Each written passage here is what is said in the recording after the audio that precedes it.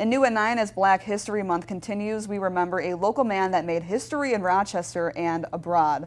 Fox 47's Maria Bray is in the studio with this piece of history. Maddie, the man in question is George Washington Gibbs Jr. He passed away 20 years ago, but has an incredible story worth sharing. When he got to Antarctica, he was the first African American to step foot on the Antarctica surface. One step never made before. And many thought that George was an explorer, but he was not an explorer. He was chosen to go on the trip to Antarctica, but his position was a steward. He was a cook. Joyce was married to Gibbs for 47 years.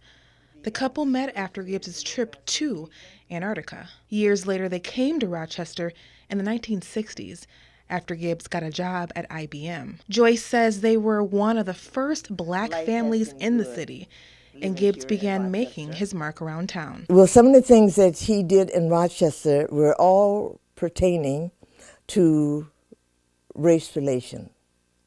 And when he would often say, when we talk about race, we're talking about the human race. When the couple moved to Rochester, they weren't always accepted. I remember one very vulgar phone call that I could not repeat, but they were all unpleasant. And we did not allow our children to answer the phone for a long time because we had no idea what they would be hearing. Those situations motivated Gibbs to create a change in the community. He helped bring the Rochester branch of the National Association for the Advancement of Colored People. Even after his death, his legacy continues. Here in Rochester, Gibbs has an elementary school and there's a drive named after him. Gibbs was also part of a service club, a Sunday school teacher, and worked with Boy Scouts. He did a lot of things that were community involved.